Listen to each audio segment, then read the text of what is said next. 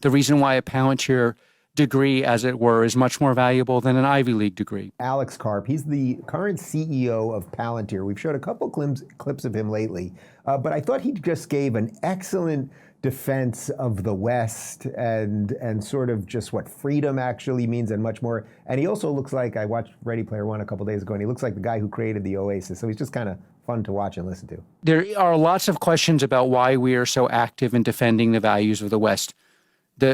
Our belief that the West is a superior way to live and our ways of organizing around that are the reason why our products are transformative, the reason why we have the best people in the world, the reason why a Palantir degree, as it were, is much more valuable than an Ivy League degree. Before the Ivy Leagues even, embraced the thin, new, woke religion, otherwise viewed as an intellectual cause, but in fact is a way of organizing things so that the greatest institutions of our time disappear and turn into discriminatory dysfunction. Palantir is a counterexample, and I'm super proud of the results. We are going to continue to execute, especially in the U.S. Aaron, it's not just that he's got kind of fun hair. He's just like laying out what we all know to be true. These institutions have crumbled. There is something worth defending in the West, and we need more people to do it. Isn't it just incredibly refreshing hearing a CEO of a big company, a big public company in this case, talk like that?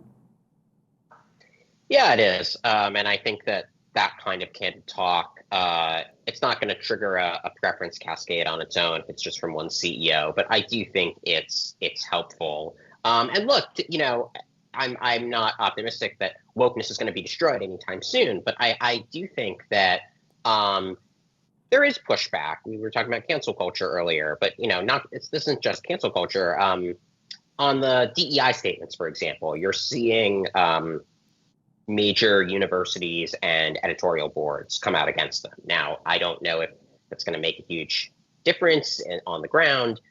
Still, like you start to see preference cascades, and so yeah, I welcome it anytime someone is willing to come out and potentially trigger one of those.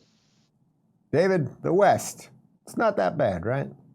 No, it's great, but again, I mean, that was sort of going back to this question of like the 70s and the 80s and when these perceptions started to change.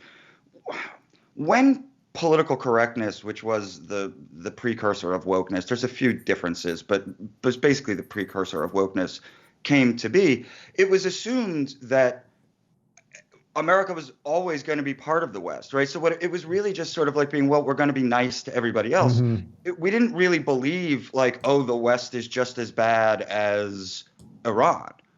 And somehow this has turned into a relativism where like we're no better than Putin's Russia, and it's crazy talk.